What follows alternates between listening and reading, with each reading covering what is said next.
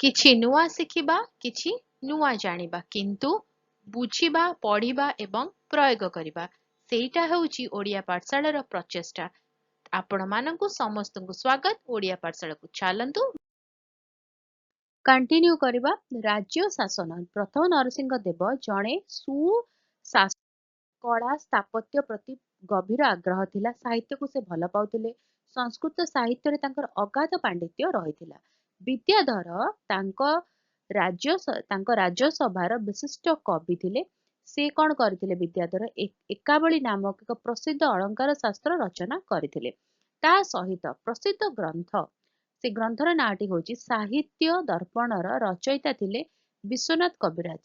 ସେ କଣ ଥିଲେ ନା ତାଙ୍କ ଯୋଉ ବିଶିଷ୍ଟ କବି ଥିଲେ ବିଦ୍ୟାଧରଙ୍କ ସମସାମୟିକ ଥିଲେ। ପ୍ରଥମ ନରସିଂହ ଦେବ କୋଣାର୍କର ପ୍ରସିଦ୍ଧ ସୂର୍ଯ୍ୟ ମନ୍ଦିର ନିର୍ମାଣ କରିଥିଲେ। ବାଲେଶ୍ୱର ଜିଲ୍ଲାର ରେମୁଣା ନିକଟସ୍ଥ କ୍ଷୀରଚୋରା ଗୋପୀନାଥ ମନ୍ଦିର ତାଙ୍କ ସମୟର କୀର୍ତ୍ତି। ତା ସହିତ ଭୁବନେଶ୍ୱରରେ ସଦାଶିବ ମଠ ନିର୍ମାଣ କରିଥିଲେ। 1294 ଖ୍ରୀଷ୍ଟାବ୍ଦରେ ପ୍ରଥମ ନରସିଂହ ଦେବ ମୃତ୍ୟୁବରଣ କରିଥିଲେ। ପୁରୀର ଜଗନ୍ନାଥ ମନ୍ଦିର। ପୁରୀର ଜଗନ୍ନାଥ ମନ୍ଦିର ଚୋଡଗଙ୍ଗ ଦେବଙ୍କର ଏକ ଅମର କୀର୍ତ୍ତି। ଏହା କଳିଙ୍ଗ ସ୍ଥାପତ୍ୟର ବାସ୍ତବ ପରିପ୍ରକାଶ। ଜଗନ୍ନାଥ ମନ୍ଦିର କାରୁକାର୍ଯ୍ୟ ଅତି ଉଚ୍ଚ କୋଟିର ଏବଂ ରମଣୀୟ। ଏହାର ଉଚ୍ଚତା ପ୍ରାୟ 66 ମିଟର। ଏହି ମନ୍ଦିରଟି ଏକ ବିରାଟ ପ୍ରାଚୀର ଦ୍ୱାରା ପରିବେଷ୍ଟିତ, ଯାହା ଆମେ ସମସ୍ତେ ଜାଣିଛନ୍ତି ମେଘନାଦ ପାଚେରୀ। ଏହି ମନ୍ଦିରକୁ ପ୍ରବେଶ କରିବା ପାଇଁ 4ଟି ଦିଗରେ 4ଟି ଦ୍ୱାର ରହିଛି। ତ ସେ ଯୋଉ 4ଟି ଦ୍ୱାର ଗୁଡିକ ହେଲା, ସେ 4ଟି ଦ୍ୱାର ଏଠି ଦିଆଯାଇଛି। ମଧ୍ୟରୁ ଦକ୍ଷିଣ ଦ୍ୱାରକୁ କୁହାଯାଏ ଅଶ୍ୱଦ୍ୱାର, ଉତ୍ତର ଦ୍ୱାରକୁ କୁହାଯାଏ ହସ୍ତି ଦ୍ୱାର, ପୂର୍ବ ଦ୍ୱାରକୁ କୁହାଯାଏ ସିଂହ ଦ୍ୱାର ଏବଂ ପଶ୍ଚିମ ଦ୍ୱାରକୁ କୁହାଯାଏ ବ୍ୟାଘ୍ର ଦ୍ୱାର। ମନ୍ଦିରର ପୂର୍ବ ଦ୍ୱାର ସମ୍ମୁଖରେ 12 ମିଟର ଉଚ୍ଚତା ବିଶିଷ୍ଟ ଏକ ଅରୁଣ ସ୍ତମ୍ଭ ରହିଛି।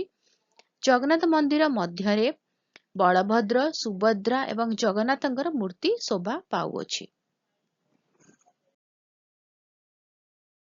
ମନ୍ଦିର ବେଢାରେ କାଶୀ ବିଶ୍ୱନାଥ ମନ୍ଦିର, ନୃସିଂହ ମନ୍ଦିର, ବିମଳା ମନ୍ଦିର, ମହାଲକ୍ଷ୍ମୀ ମନ୍ଦିର, ନବଗ୍ରହ ମନ୍ଦିର ଆଦି ଛୋଟ ଛୋଟ ମନ୍ଦିର ମାନ ଆସିପାରେ।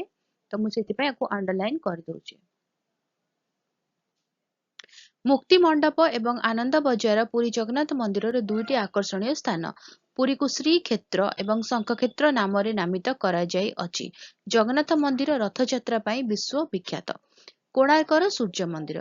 କୋଣାର୍କ ପ୍ରସିଦ୍ଧ ସୂର୍ଯ୍ୟ ମନ୍ଦିର ପ୍ରଥମ ନରସିଂହ ଦେବଙ୍କର ଅମ୍ଳାନ କୀର୍ତ୍ତି। ଚନ୍ଦ୍ରଭାଗା ନଦୀ ମୁହାଣ ନିକଟରେ ବଙ୍ଗୋପସାଗର କୂଳରେ ଏହି ମନୋରମ ସୂର୍ଯ୍ୟ ମନ୍ଦିର ନିର୍ମିତ ହୋଇଥିଲା। କିମ୍ବଦନ୍ତୀ ଅନୁସାରେ ଏହି ମନ୍ଦିର ନିର୍ମାଣ କାର୍ଯ୍ୟ 1200 ବଢେଇ ନିଯୁକ୍ତ ହୋଇଥିଲେ। ଲାଙ୍ଗୁଳା ନରସିଂହ ଦେବଙ୍କ ମନ୍ତ୍ରୀ ଶିବେଇ ସାମନ୍ତରାୟ କିଏ ଥିଲେ ନା ଶିବେଇ ସାମନ୍ତରାୟ ଏବଂ ସେ ସମୟର ପ୍ରସିଦ୍ଧ ଶିଳ୍ପୀ ବିଶୁ ମହାରଣା ପ୍ରତ୍ୟକ୍ଷ ତତ୍ତ୍ୱାବଧାନରେ ଏହା ନିର୍ମିତ ହୋଇଥିଲା। ବିଶୁ ମହାରଣାଙ୍କର 12 ବର୍ଷର ପୁତ୍ର ଧରମା, ଯାହାକୁ ଆମେ ଧର୍ମପଦ ମଧ୍ୟ କୁହନ୍ତି, ଏହି ମନ୍ଦିରର ମୁଣ୍ଡି ମାରିବାକୁ ସକ୍ଷମ ହୋଇଥିଲେ। କୋଣାର୍କ ମନ୍ଦିର ସୂର୍ଯ୍ୟଙ୍କର ରଥ ଆକାରରେ ନିର୍ମିତ। ଏଥିରେ 24ଟି ଚକ ଏବଂ 7ଗୋଟି ଘୋଡା ରହିଛି। ମନ୍ଦିରରେ ବିରାଟ ଲୌହ କଡି ଏବଂ ପ୍ରସ୍ତର ଖଣ୍ଡମାନ ବ୍ୟବହୃତ ହୋଇଛି। କୋଣାର୍କର ମୁଖ୍ୟ ମନ୍ଦିର ବର୍ତ୍ତମାନ ଭଗ୍ନ ଅବସ୍ଥାରେ ରହିଅଛି। ଏଥିରେ ସୂର୍ଯ୍ୟଦେବଙ୍କ ସିଂହାସନ ଦେଖିବାକୁ ମିଳେ। ମନ୍ଦିର ଦେହରେ ବିଭିନ୍ନ ଦେବ ଦେବୀ, ଗନ୍ଧର୍ବ, ପରୀ, ନର୍ତ୍ତକୀ, ବୃକ୍ଷଲତା, ପୁଷ୍ପ, ଯୁଦ୍ଧର ଚିତ୍ର ଇତ୍ୟାଦି ଖୋଦିତ ହୋଇ ଅଛି। ମୁଖ୍ୟ ମନ୍ଦିର ସମ୍ମୁଖରେ ଏହା କଳା ମୁଗୁନି ପଥର ନିର୍ମିତ ନବଗ୍ରହ ମୂର୍ତ୍ତି। ଏବେ କୋଣାର୍କ ମନ୍ଦିରର ବାମ ପାର୍ଶ୍ୱରେ ନିର୍ମିତ ନବଗ୍ରହ ମନ୍ଦିରରେ ସ୍ଥାପିତ। କୋଣାର୍କ ମନ୍ଦିର ପରିସରରେ ଥିବା ଛାୟାଦେବୀଙ୍କ ମନ୍ଦିର, ଗଜସିଂହ ଏବଂ ଯୁଦ୍ଧ ଅଶ୍ୱର ମୂର୍ତ୍ତି ଅତ୍ୟନ୍ତ ଚିତ୍ତାକର୍ଷକ।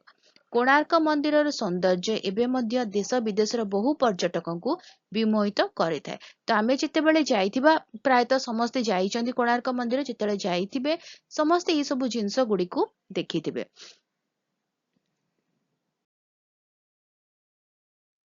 ପ୍ରଥମ ନରସିଂହ ଦେବଙ୍କ ପରେ ପ୍ରଥମ ଭାନୁଦେବ, ଦ୍ୱିତୀୟ ନରସିଂହ ଦେବ, ଦ୍ୱିତୀୟ ଭାନୁଦେବ ଆଦି ରାଜା ଶାସନ କରିଥିଲେ। ଚତୁର୍ଥ ଭାନୁଦେବ ବା ମତ୍ତ ଭାନୁଦେବ ଥିଲେ ଗଙ୍ଗବଂଶର ଶେଷ ରାଜା। ତ କିଏ ଥିଲେ ଗଙ୍ଗବଂଶର ମତ୍ତ ଭାନୁଦେବ? 1435 ଖ୍ରୀଷ୍ଟାବ୍ଦରେ ତାଙ୍କର ମୃତ୍ୟୁ ହୋଇଥିଲା। ଏହା ସହିତ ଗଙ୍ଗବଂଶ ଲୋପ ପାଇଥିଲା ଏବଂ ସୂର୍ଯ୍ୟବଂଶୀ ଗଜପତି ମାନଙ୍କର ଶାସନ ଆରମ୍ଭ ହୋଇଥିଲା। ନୂତନ ଧର୍ମ ଏବଂ ଆଧ୍ୟାତ୍ମିକ ଗୋଷ୍ଠୀର ସୃଷ୍ଟି। ନୂତନ ଭାଷା ଓ ଲିପିର ଜନ୍ମ, କଳା କ୍ଷେତ୍ରରେ ନୂତନ ଶୈଳୀର ପ୍ରବର୍ତ୍ତନ। ନୂତନ ଧର୍ମ ଓ ଆଧ୍ୟାତ୍ମିକ ଗୋଷ୍ଠୀର ସୃଷ୍ଟି କେଉଁଭଳି ଭାବରେ ହେଇଥିଲା? ମଧ୍ୟଯୁଗରେ ଭାରତର ଧର୍ମ କ୍ଷେତ୍ରରେ ବହୁ ପରିବର୍ତ୍ତନ ଆସିଥିଲା। ବୌଦ୍ଧ ଧର୍ମର ପତନ ଘଟିବା ସହିତ ଜୈନ ଧର୍ମର ପ୍ରଭାବ ମଧ୍ୟ ହ୍ରାସ ପାଇଥିଲା। ବ୍ରାହ୍ମଣ ଧର୍ମରେ ସଂସ୍କାର ଆଣିବା ସହିତ ଭକ୍ତିବାଦର ଜନ୍ମ ଏବଂ ପ୍ରସାର ହୋଇଥିଲା। ଏହି ସମୟରେ ବହୁ ଧର୍ମ ସଂସ୍କାରକଙ୍କର ଆବିର୍ଭାବ ହୋଇଥିଲା। ସେମାନଙ୍କ ମଧ୍ୟରୁ ଅଧିକାଂଶ ଦକ୍ଷିଣ ଭାରତରେ ଜନ୍ମ ନେଇଥିଲେ ଏବଂ ସମଗ୍ର ଭାରତରେ ଜନପ୍ରିୟ ହୋଇପାରିଥିଲେ। ଉତ୍ତର ଭାରତରେ ମଧ୍ୟ ଅନେକ ଧର୍ମ ସଂସ୍କାରକ ଆବିର୍ଭାବ ହୋଇଥିଲା। ଦକ୍ଷିଣ ଭାରତରେ ଜନ୍ମ ଗ୍ରହଣ କରିଥିବା ଧର୍ମ ସଂସ୍କାରକ ମାନଙ୍କ ମଧ୍ୟରୁ ଶଙ୍କରାଚାର୍ଯ୍ୟ ଅନ୍ୟତମ ଥିଲେ। ସେ 788 ଖ୍ରୀଷ୍ଟାବ୍ଦରେ କେରଳର କାଲାଡିଠାରେ ଜନ୍ମଗ୍ରହଣ କରିଥିଲେ। ତାଙ୍କ ମତବାଦକୁ ଅଦ୍ୱୈତ ମତବାଦ ବୋଲି କୁହାଯାଏ। ସେ ସମଗ୍ର ଜଗତକୁ ମିଥ୍ୟା ଏବଂ ବ୍ରହ୍ମ କହିଲେ ଈଶ୍ୱରଙ୍କୁ ସତ୍ୟ ବୋଲି ବର୍ଣ୍ଣନା କରିଥିଲେ। ଜ୍ଞାନ ବଳରେ ଈଶ୍ୱର ମିଳିପାରିବେ ବୋଲି ସେ ପ୍ରଚାର କରିଥିଲେ। ସେ ଭାରତରେ ବହୁ ଧର୍ମପୀଠ, ମଠ ପ୍ରତିଷ୍ଠା କରିଥିଲେ। ସେ ଓଡ଼ିଶାର ପୁରୀଠାରେ ଏକ ମଠ ପ୍ରତିଷ୍ଠା କରିଥିଲେ। ତାଙ୍କ ଯୋଗୁଁ ହିନ୍ଦୁ ଧର୍ମର ପୁନରୁତ୍ଥାନ ହୋଇଥିଲା। ସେ ମାତ୍ର 32 ବର୍ଷ ବୟସରେ ମୃତ୍ୟୁବରଣ କରିଥିଲେ। ଏକାଦଶ ଶତାବ୍ଦୀରେ ଦକ୍ଷିଣ ଭାରତରେ ରାମାନୁଜ ଜନ୍ମଗ୍ରହଣ କରିଥିଲେ। ସେ ଭକ୍ତିବାଦର ପ୍ରଚାର କରିଥିଲେ। ସେ ଈଶ୍ୱରଙ୍କ ନିକଟରେ ନିଜକୁ ସମ୍ପୂର୍ଣ୍ଣ ରୂପେ ସମର୍ପଣ କରିବା ପାଇଁ ଉପଦେଶ ଦେଇଥିଲେ। ପ୍ରେମ ଓ ଭକ୍ତି ଦ୍ୱାରା ଈଶ୍ୱର ମିଳିପାରିବେ ବୋଲି ସେ କହୁଥିଲେ। ଜ୍ଞାନ ଅପେକ୍ଷା ଭକ୍ତି ଈଶ୍ୱରଙ୍କ ପ୍ରାପ୍ତିର ଶ୍ରେଷ୍ଠ ମାଧ୍ୟମ ବୋଲି ସେ ପ୍ରଚାର କରିଥିଲେ। ଶଙ୍କରାଚାର୍ଯ୍ୟଙ୍କ ଠାରୁ ରାମାନୁଜଙ୍କ ମତ ଭିନ୍ନ ଥିଲା। ସ୍ୱାଭାବିକ। ତାଙ୍କ ମତରେ ମଣିଷ ଗୋଟିଏ ଜାତି। ଏଥିରେ ଉଚ୍ଚ ନୀଚର କୌଣସି ସ୍ଥାନ ନାହିଁ। ତାଙ୍କର ଏହି ବାଣୀ ବହୁ ଲୋକଙ୍କୁ ପ୍ରଭାବିତ କରିଥିଲା। ରାମାନୁଜନଙ୍କ ପ୍ରଧାନ ଶିଷ୍ୟ ଥିଲେ ରାମାନନ୍ଦ। ସେ ରାମାନୁଜନଙ୍କ ଦ୍ୱାରା ପ୍ରଚାରିତ ଭକ୍ତିବାଦ ଉତ୍ତର ଭାରତରେ ପ୍ରସାର କରାଇଥିଲେ। ସେ ରାମାନୁଜନଙ୍କ ଆଦର୍ଶ ଏବଂ ନୀତିମୟ ଜୀବନକୁ ଲୋକମାନଙ୍କ ଆଗରେ ଉପସ୍ଥାପନ କରୁଥିଲେ। ଭକ୍ତିବାଦର ସନ୍ଥମାନେ ଆଞ୍ଚଳିକ ଭାଷାରେ ଭଜନ ଓ ପ୍ରାର୍ଥନାମାନ ରଚନା କରି ଈଶ୍ୱରଙ୍କୁ ଆରାଧନା କରୁଥିଲେ। ସମାଜର ବହୁ ଶ୍ରେଣୀର ଲୋକମାନେ ଏହି ଧର୍ମ ଗ୍ରହଣ କରିପାରୁଥିଲେ। ଫଳରେ ଉତ୍ତର, ଦକ୍ଷିଣ ଏବଂ ଉତ୍ତର ଭାରତରେ ଭକ୍ତିବାଦର ପ୍ରସାର ଘଟିଥିଲା। ଏହା ବ୍ରାହ୍ମଣ୍ୟ ଧର୍ମର ପୁନରୁତ୍ଥାନକୁ ପ୍ରତିହତ କରିଥିଲା। ଏହି ସମୟରେ ଉତ୍ତର ଭାରତରେ ଶୈବ ଏବଂ ବୈଷ୍ଣବ ଧର୍ମ ମଧ୍ୟ ଲୋକପ୍ରିୟ ହୋଇଥିଲା। ରାମାନୁଜନଙ୍କ ସମସାମୟିକ ନିମ୍ବାର୍କ ଦକ୍ଷିଣ ଭାରତରେ ଜନ୍ମଗ୍ରହଣ କରିଥିଲେ। ମଧ୍ୟ ଉତ୍ତର ଭାରତରେ ମଥୁରାଠାରେ ଅବସ୍ଥାନ କରୁଥିଲେ। ସେ ବୈଷ୍ଣବ ଥିଲେ। କୃଷ୍ଣଙ୍କ ବାଲ୍ୟକାଳ, ରାଧାଙ୍କ ପ୍ରତି ପ୍ରେମ, କଂସ ସହିତ ଯୁଦ୍ଧ ଆଦି ଘଟଣାମାନ ପ୍ରଚାର କରି ସେ କୃଷ୍ଣଙ୍କ ପ୍ରତି ଲୋକମାନଙ୍କୁ ଆକର୍ଷିତ କରିଥିଲେ। କୃଷ୍ଣଙ୍କ ସମ୍ପର୍କରେ ଏହି କାହାଣୀମାନ ପଦ୍ୟ ଆକାରରେ ରଚିତ ହୋଇ ମନ୍ଦିର ଦେହରେ ସ୍ଥାନ ପାଇଲା। ଏହାଦ୍ୱାରା କୃଷ୍ଣ ଲୀଳା ସମଗ୍ର ଉତ୍ତର ଭାରତରେ ଜନପ୍ରିୟ ହୋଇଥିଲା। ଏହି ସମୟରେ ଓଡ଼ିଶାରେ ବ୍ରାହ୍ମଣ୍ୟ ଧର୍ମର ମଧ୍ୟ ପ୍ରସାର ହୋଇଥିଲା। ସୋମବଂଶୀ ଶାସକମାନେ ଶାକ୍ତ, ବୈଷ୍ଣବ ଏବଂ ଶୈବ ଧର୍ମର ପୃଷ୍ଠପୋଷକତା କରିଥିଲେ। ଗଙ୍ଗମାନଙ୍କ ସମୟରେ ଜଗନ୍ନାଥ ଉପସ୍ଥାପନା ଜନପ୍ରିୟ ହୋଇପଡ଼ିଥିଲା। ଜଗନ୍ନାଥ ସବୁ ଧର୍ମର ସମନ୍ୱୟ ବୋଲି ଲୋକମାନଙ୍କର ଧାରଣା ହୋଇଥିଲା। ନୂତନ ଭାଷା ଓ ଲିପିର ଜନ୍ମ। ଅଷ୍ଟମ ଶତାବ୍ଦୀରୁ ଦ୍ୱାଦଶ ଶତାବ୍ଦୀ ପର୍ଯ୍ୟନ୍ତ ଏହି ସମୟ ମଧ୍ୟରେ ବହୁ ନୂତନ ଭାଷା ଓ ଲିପି ସୃଷ୍ଟି ହେବା ସହିତ ଆଞ୍ଚଳିକ ସାହିତ୍ୟର ବିକାଶ ମଧ୍ୟ ଘଟିଥିଲା। ଦକ୍ଷିଣ ଭାରତରେ ମୁଖ୍ୟତଃ ଦୁଇଟି ଭାଷା ପ୍ରଚଳିତ ହୋଇଥିଲା। ପ୍ରଥମଟି ହେଉଛି ସଂସ୍କୃତ, ଆଉ ଗୋଟେ ହେଉଛି ଆଞ୍ଚଳିକ ଭାଷା। ତ ସେଇ ସଂସ୍କୃତ ଭାଷାକୁ ବିଦ୍ୟାଳୟରେ ଶିକ୍ଷକ ଏବଂ ଛାତ୍ରମାନେ ବ୍ୟବହାର କରୁଥିଲେ। ଏହା ମଧ୍ୟ ଧର୍ମାନୁଷ୍ଠାନ ଗୁଡ଼ିକରେ ବ୍ୟବହୃତ ହେଉଥିଲା। ଆଞ୍ଚଳିକ ଭାଷାର ବହୁଳ ବ୍ୟବହାର ଚୋଳ ରାଜ୍ୟରେ ଦେଖାଦେଇଥିଲା। ସେଠାରେ ତାମିଲ ଆଞ୍ଚଳିକ ଭାଷା ରୂପେ ପ୍ରଚଳିତ ହେଉଥିଲା। ଏହି ତାମିଲ ଭାଷା ବହୁ ଅଞ୍ଚଳରେ ଧୀରେ ଧୀରେ ପ୍ରସାରିତ ହେଲା। ତା ସହିତ ଏଇ ଯୋଉ ତାମିଲ ଭାଷାଟି ଥିଲା ତାହା ସଂସ୍କୃତ ଭାଷାରୁ ହିଁ ପ୍ରଭାବିତ ହୋଇଥିଲା। ତାମିଲ ଭାଷା ସହିତ ଲିପିର ପ୍ରଣୟନ କରାଯାଇ ଏହି ଭାଷାରେ ବହୁ ସାହିତ୍ୟ ସୃଷ୍ଟି କରାଯାଇଛି। ତା ମଧ୍ୟରୁ କମ୍ବାନଙ୍କ ଦ୍ୱାରା ରଚିତ ରାମାୟଣ ହେଉଛି ତାମିଲ ରାମାୟଣ।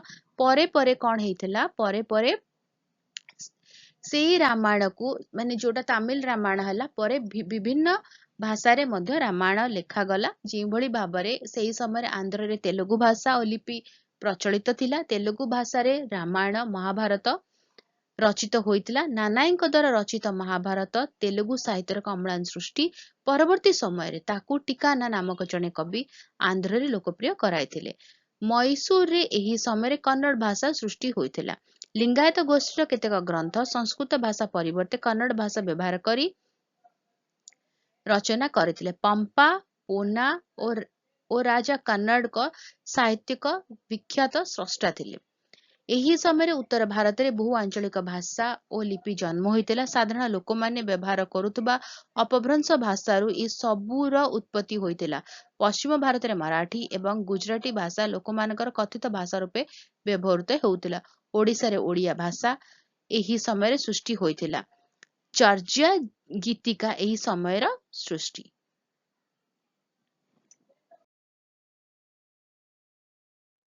କଳା କ୍ଷେତ୍ରରେ ନୂତନ ଶୈଳୀର ପ୍ରଦର୍ଶନ ଏକ ବୈଶିଷ୍ଟ୍ୟ ଥିଲା। ଦକ୍ଷିଣ ଭାରତରେ ପ୍ରଥମେ ପଥର କାଟି ତା ଉପରେ ମନ୍ଦିର ନିର୍ମାଣ କରାଯାଉଥିଲା। ଏହି ସମୟରେ ପଥର ଉପରେ ପଥର ରଖି ସ୍ୱତନ୍ତ୍ର ଭାବରେ ମନ୍ଦିର ନିର୍ମାଣ କରାଗଲା। ଏଥିରେ ଦୁଇଟି କୋଠରୀ ରହୁଥିଲା। ଗୋଟିଏ ଥିଲା ପ୍ରଧାନ ଉପାସନା କୋଠରୀ, ଅନ୍ୟଟି ପ୍ରବେଶ କୋଠରୀ। କ୍ରମେ ମନ୍ଦିରରେ ଅନେକ କୋଠରୀ ନିର୍ମିତ ହେଲା। ମନ୍ଦିର ଚାରିପଟେ ମଧ୍ୟ ପ୍ରାଚୀର ନିର୍ମାଣ କରାଗଲା। ମନ୍ଦିର ମଧ୍ୟକୁ ଯିବା ପାଇଁ ପ୍ରବେଶ ଦ୍ୱାର ନିର୍ମିତ ହେଲା। ତାହା ଗୋପୁରମ୍ ନାମରେ ବିଖ୍ୟାତ। ମନ୍ଦିର ଅଗଣା ମଧ୍ୟରେ ଛୋଟ ଛୋଟ ମନ୍ଦିର ନିର୍ମାଣ କରାଯାଇ ସେଥିରେ ବିଭିନ୍ନ ଦେବାଦେବୀ ଏବଂ ସାଧୁସନ୍ଥ ମାନଙ୍କର ମୂର୍ତ୍ତିକୁ ପୂଜା କରାଗଲା। ପ୍ରଧାନ ମନ୍ଦିରଟିକୁ ଖୁବ୍ ବଡ଼ କରାଗଲା। ଚୋଳ ମାନଙ୍କ ଦ୍ୱାରା ନିର୍ମିତ ମନ୍ଦିର ବହୁତ ବଡ଼, ସୁନ୍ଦର ଏବଂ ଆକର୍ଷଣୀୟ ଥିଲା। ତାଞ୍ଜୋର ବୃହଦେଶ୍ୱର ମନ୍ଦିର ଏବଂ ଗଙ୍ଗାଇକୋଣ୍ଡା ଚୋଳପୁରମରେ ଥିବା ମନ୍ଦିର ସେମାନଙ୍କର ଅକ୍ଷୟ କୀର୍ତ୍ତି। କାହାର ଅକ୍ଷୟ କୀର୍ତ୍ତି? ନା ଚୋଳ ମାନଙ୍କର ଅକ୍ଷୟ କୀର୍ତ୍ତି। ଏହି ସମୟରେ ମନ୍ଦିରର ମୂର୍ତ୍ତି ଗୁଡ଼ିକ ପଥର ବା ବ୍ରୋଞ୍ଜରେ ତିଆରି ହେଉଥିଲା। ସେ ସମୟରେ ଚୋଳ ମାନଙ୍କ ଦ୍ୱାରା ନିର୍ମିତ ବ୍ରୋଞ୍ଜ ମୂର୍ତ୍ତି ପୃଥିବୀ ପ୍ରସିଦ୍ଧ ଥିଲା। ସେହି ସମୟରେ ମଧ୍ୟ ଭାରତରେ ଚାନ୍ଦେଲ ରାଜାମାନଙ୍କ ଦ୍ୱାରା ନିର୍ମିତ ଖଜୁରାହ ମନ୍ଦିର ତାର କାରୁକାର୍ଯ୍ୟ ପାଇଁ ବିଖ୍ୟାତ। ତ ଖଜୁରାହ ମନ୍ଦିର କିଏ ତିଆରି କରିଥିଲେ? ନା ଚାନ୍ଦେଲ ରାଜାମାନେ କରିଥିଲେ। ରାଜସ୍ଥାନର ମାଉଣ୍ଟ ଆବୁରେ ନିର୍ମିତ ଦିଲୱାରା ଜୈନ ମନ୍ଦିର ତାର ମାର୍ବଲ କଳା ପାଇଁ ପ୍ରସିଦ୍ଧ। ଓଡ଼ିଶାରେ ଏହି ସମୟରେ ଭୁବନେଶ୍ୱରରେ ଜଗନ୍ନାଥ ମନ୍ଦିର, କୋଣାର୍କର ସୂର୍ଯ୍ୟ ମନ୍ଦିର ନିର୍ମିତ ହୋଇଥିଲା। ଏହି ମନ୍ଦିର ଗୁଡ଼ିକ କଳିଙ୍ଗ ସ୍ଥାପତ୍ୟର ଅନନ୍ୟ ପରିପ୍ରକାଶ। ତ ଆମେ ଏଇ ଚାପ୍ଟରଟିକୁ ସାରିଲେ, ତିନିଟା ପାର୍ଟରେ ସାରିଲେ। ତିନିଟା ଯାକ ଭିଡ଼ିଓ ଦେଖିବ, ଲମ୍ବା ଅଛି ଭିଡ଼ିଓ, ଦେଖିବ, ବୁଝିବାକୁ ଚେଷ୍ଟା କରିବ। ଯଦି କିଛି ଡାଉଟ୍ ରହିଯିବ, କିଛି କ୍ୱେଶ୍ଚିନ୍ସ ଆସିବ, କମେଣ୍ଟରେ ଲେଖିକି ଦବ। ତା ଛଡ଼ା ଭିଡ଼ିଓ ଶେଷରେ ଇମେଲ୍ ଆଇଡି ଅଛି। ତ ଯେଉଁମାନେ କମେଣ୍ଟ କରିବାକୁ ଇଚ୍ଛା କରୁନାହାନ୍ତି ସେମାନେ ଇମେଲ୍ ଆଇଡିରେ ମଧ୍ୟ ତାଙ୍କ କ୍ୱେଶ୍ଚିନ୍ ପଠେଇ ପାରିବେ, ମୁଁ ତାଙ୍କୁ ଆନ୍ସର କରିବି। ଆଉ ଯଦି ବୁଝି ହେଲା, ତିନିଟା ଭିଡ଼ିଓ ଦେଖିବ, ଯଦି ବୁଝି ହେଲା ତାହେଲେ ଭିଡ଼ିଓ ଟିକେ ଲାଇକ୍ କରିଦେବ। ଭିଡ଼ିଓ କନ୍ ସହିତ ସେୟାର କର, ଚ୍ୟାନେଲକୁ ସବସ୍କ୍ରାଇବ କରି ବେଲ୍ ଆଇକନ୍ ପ୍ରେସ୍ କରି ଅଲ୍ ନୋଟିଫିକେସନକୁ ଅନ୍ ରଖିଥାଅ। ତାହେଲେ ରହୁଛି, ଦେଖା ହବ ଆଗାମୀ ଭିଡ଼ିଓରେ। ଭଲରେ ରୁହ, ସୁସ୍ଥରେ ରୁହ, ମୋତେ ଅନୁମତି ଦିଅ। Bye bye.